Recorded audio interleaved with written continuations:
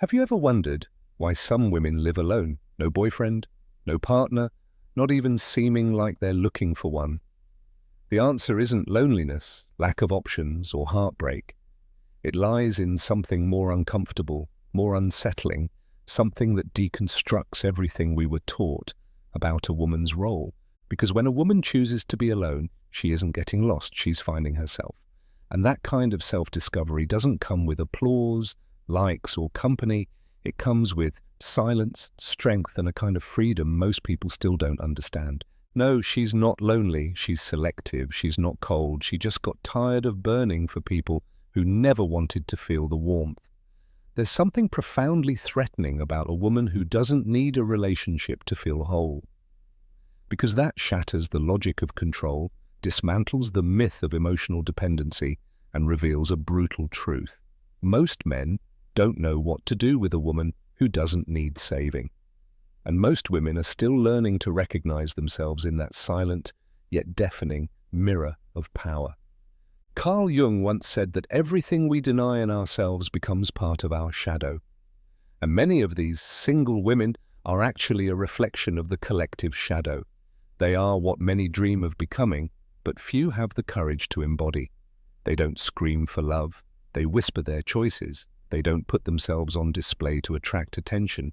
They retreat to preserve themselves. They're less interested in charming princes and more in their own peace. And that makes people uncomfortable, because while the world demands urgency to be with someone, these women have discovered the power of being with themselves. The woman who lives alone without a boyfriend isn't lost. She's operating on a different level. A level where nothing is begged for, it's chosen. Where approval isn't needed, presence is enough. And maybe that's why she sparks so much criticism, so much judgment, so many attempts to label or explain her. But what many still don't understand is that behind her apparent absence is a presence that fills, that transcends, that challenges the emotional status quo. She doesn't want just any kind of love, she wants something that doesn't shrink her. And until that comes along, she stands strong, whole, complete. Maybe you don't get it right now. Maybe you think it's exaggeration, pride, or emotional damage in disguise. But deep down, way deep down, there's a question inside you, a quiet one that pulses even when you try to ignore it. What if that silent path is actually the only one that leads to the most important kind of love, the one that starts with you? The silence that surrounds a woman who lives alone is not emptiness, it's a sanctuary. And those who don't understand the value of that space often call her cold, distant, or even arrogant. But what few people see is that she didn't build that fortress to shut the world out. She built it to not lose herself. Carl Jung also said that everything we don't face in ourselves, we end up projecting onto others. And maybe that's why so many women still confuse solitude with absence, when in reality, it can be the fertile ground for self-discovery. While most people look to fill themselves through external connections, this woman turned her gaze inward. And there, in the vastness of her own unconscious, she faced the ghosts she avoided for years. Childhood wounds, unspoken abandonments, attachments disguised as love. Her decision to be alone didn't come from an open wound, but from a scar that finally healed. She didn't stop believing in love, she just stopped accepting what others called love when it only made her feel smaller. This woman knows chaos. She's loved until she lost herself. She's given too much. She's begged for crumbs that never should have been offered in the first place. But at some point, she woke up. And that awakening wasn't sudden. It was a series of disappointments that stopped hurting and started teaching. What you see now isn't coldness, it's emotional maturity. And maturity is scary because it demands presence, depth, and truth. She doesn't want just any company, she wants reciprocity. She's no longer attracted to promises but to real presence. And maybe that's why she seems unreachable to many. Because she doesn't want to be saved, she wants to be seen. And that takes more than charm or sweet words. It takes courage to dive into the depths where few dare to go. And that's where many give up, not because she's difficult, but because she's whole. And when a woman becomes whole, she awakens two extremes in the world: admiration and fear. Admiration from those who are also seeking that wholeness, fear from those who still live in halves, waiting for someone else to make them feel complete. She doesn't want to complete anyone. She wants to overflow alongside someone who has also found themselves. Until then, she remains alone, not by fate's whim, but out of loyalty to her own soul. This woman isn't hiding, she's protecting herself. There's a vast difference between isolating and preserving oneself, but the world doesn't easily accept a woman like this. A world that still preaches happily ever after, only exists in pairs, a world that distrusts those without a partner, as if that were a sign of failure. Carl Jung once said that where convention rules, there's little room for authenticity. And this woman doesn't live by convention, she lives by essence. She hears phrases like, "You're too picky," "You should be more open," "Nobody's perfect." And she smiles. A calm, steady, almost ironic smile, because she knows what many call picky is simply the bare minimum. The minimum it took her decades to realize she deserves. She's not looking for perfection, she's looking for someone mature enough to love without destroying. Someone who's done the inner work she has already faced. And let's be honest, that's not something you find on just any street corner. The discomfort she causes isn't in what she says, it's in what she represents. She's living proof that it's possible to be happy without depending on anyone else. And that tears masks off. Men who feed on female insecurity feel threatened. Women still trapped in the need for approval feel judged. But she isn't here to confront anyone. She's just being. And the authenticity of someone who has freed herself is by itself a brutal mirror to those still living in chains. This woman isn't in a hurry. She doesn't need to rush things to please anyone. She respects her own pace. And for that she stirs a silent fury in a society that wants everything now. She wants depth while the world chases distractions. She wants presence while the world offers only shallow availability. She longs for soul-level bonds while everyone else is trying to look interesting on the next Instagram story. And when she says no, it's not a game, it's truth. When she walks away, it's not drama, it's self-defense. When she chooses to stay home instead of going out with someone empty, it's not arrogance, it's clarity. And that clarity, earned through pain and surrender, is her greatest revolution. Because she doesn't live to please, she lives to be. And that simple act, being, is what makes her so dangerous to the system. Perhaps what unsettles people most about this woman isn't her solitude, it's the peace she's found within herself. Carl Jung taught that those who look outward dream, but those who look inward awaken. And it was precisely that inner journey that she took. It wasn't easy. It was a grueling process of stripping off masks, facing the ghosts of emotional dependency, and rebuilding herself piece by piece. She no longer defines herself through the eyes of others. She sees herself through her own eyes. And that changes everything. How many times have you wondered if being alone is failure or freedom? How many times have you felt the need to justify yourself for not having someone by your side? This woman has felt that too. She once thought there was something wrong with her for being alone in a world that idolizes couples, even unhappy ones. But one day, she understood. It's better to be alone than to be invisible in a relationship. And that day, she made a pact with herself. Never again would she accept less than what she truly deserves. Her path is not a straight line. There are days of doubt, moments of nostalgia, nights of deep silence, but there's also a strength that grows with each decision made in awareness. She learned that true love doesn't cage, doesn't consume, doesn't manipulate. The love she wants is the kind that liberates, that adds, that supports without suffocating.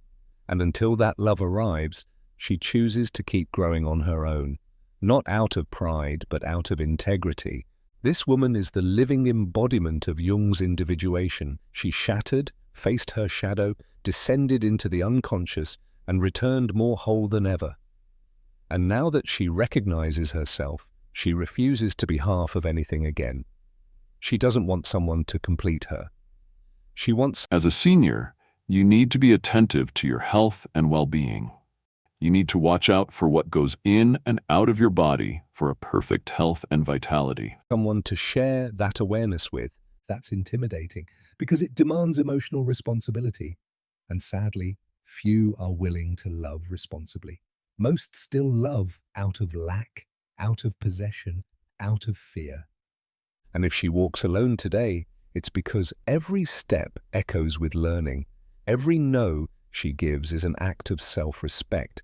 Every absence she imposes is a reminder that love should never be begged for. She no longer needs to prove anything to anyone. And that certainty, born from the deepest part of her soul, transforms everything around her, because a woman who has rediscovered herself becomes dangerous, not because of her weapons, but because of her clarity. The woman who lives alone without a boyfriend is not the same woman who once begged to be loved. Something inside her broke, and it was precisely that break that set her free. Because sometimes, only in collapse does the soul find its new form. Carl Jung used to say that the tree that grows to heaven must also have roots that reach down to hell. And that's exactly what she lived through. She descended into the hell of her own story, faced ancestral fears, inherited pain, traumas that weren't just hers, but those of all the women who came before her. She broke cycles. She said no to relationships that repeated the same toxic script. She learned that it wasn't her job to heal anyone, save anyone, or accept crumbs out of fear of being alone. And when she stopped accepting less, the world tried to convince her she was wrong. But she stood her ground, first with uncertainty, then with awareness, and finally with invulnerability. Because someone who has lived in their own abyss no longer fears absence. She learns to nourish herself with silence, to warm herself with her own presence. She's not unreachable. She simply no longer allows herself to be invaded. There's a world of difference between opening your heart and letting yourself be torn apart. She opens, yes, but only for those who come in truth. Not with rehearsed speeches or empty promises. She's seen enough to tell the difference between presence and performance. Her intuition has become sharp. Her energy is a filter. She can sense from afar what lacks depth, and she doesn't hesitate to walk away. Her transformation isn't superficial. It's archetypal. It's as if she's tapped into an ancient wisdom, an old memory that women weren't born to serve, but to express. Not to be shaped, but to overflow. And in accessing that memory, something awakened in her. A wild woman. Intuitive. Emotionally sovereign. A woman who, though alone, is far from lost. She's in communion with something greater, with her own destiny. And no matter how much they try to reduce her with labels, cold, difficult, distant, nothing sticks, because she no longer lives to fit in. She lives to expand. She no longer fights for attention. She radiates presence. She's no longer waiting to be chosen. She does the choosing. And that reversal of logic confuses those who still try to control the feminine. But she's no longer there. She's already crossed the threshold. And on the other side, she discovered that the real relationship begins only after you've loved yourself enough to not need anyone. There's something sacred about the way she walks through the world. She doesn't need applause or public validation. Her confidence is quiet. And it's in that silence that her true strength lives. Carl Jung said that everything we face within eventually becomes our destiny. And perhaps that's why this woman, in choosing herself again and again, has become the author of a destiny that few can understand, but many secretly envy. She no longer tries to fill voids with promises or convince anyone that she deserves love.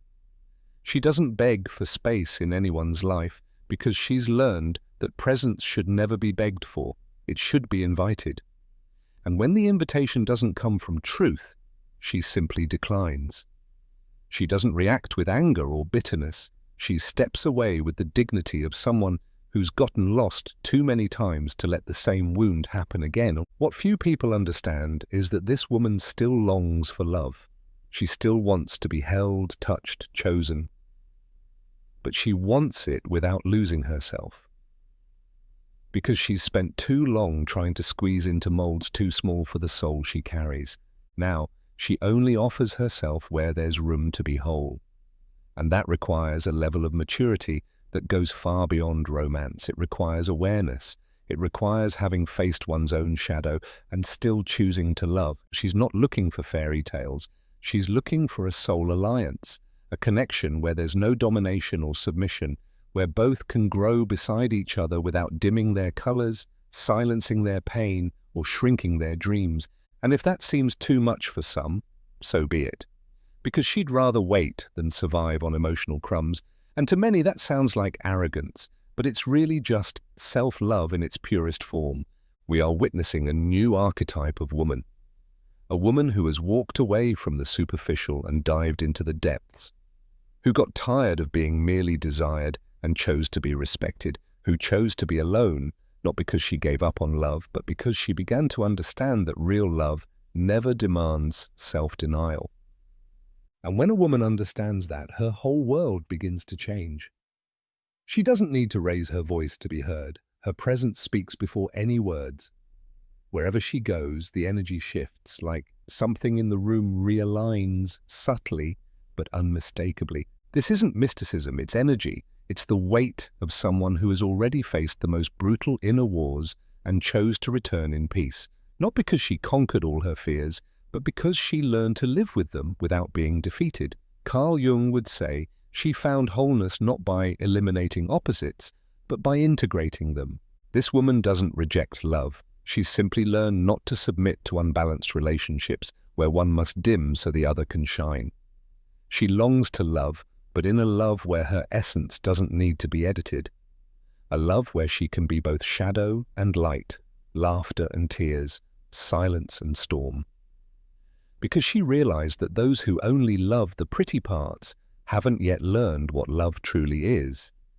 And those who demand constant sweetness still don't understand the beauty of bitterness, so necessary for growth. She's too whole to settle for halves, too free to accept prisons disguised as care, too sensitive to endure shallow bonds, and at the same time strong enough to keep choosing this path.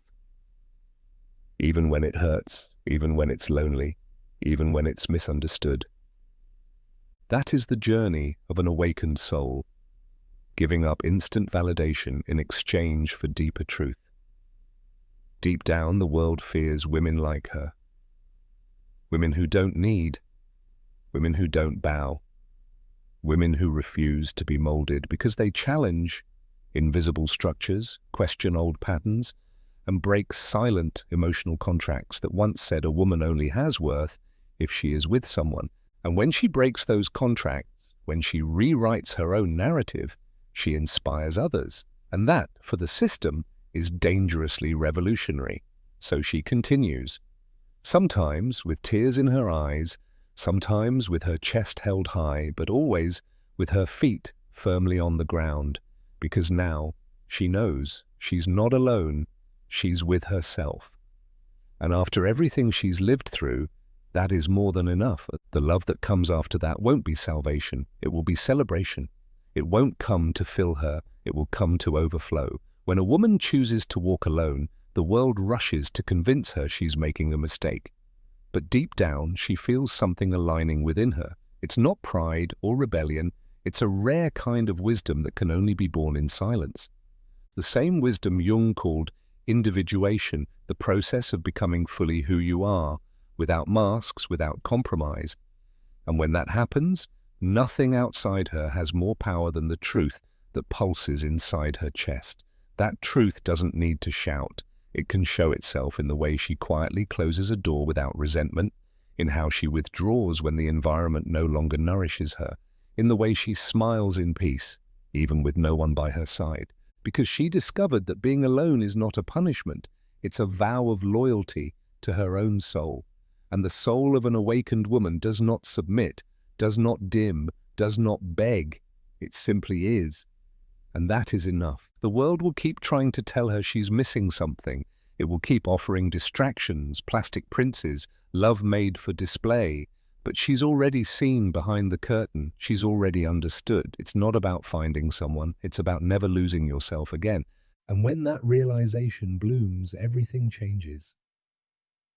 Desire becomes discernment. Lack becomes choice. Waiting becomes a path. And what once hurt now teaches. What once bound now sets free. You can feel it deep inside. That stirring, that spark. Maybe it's a memory, an old wound, a nostalgia that never made sense. Maybe it's the image of a woman you once knew, or the woman you've become.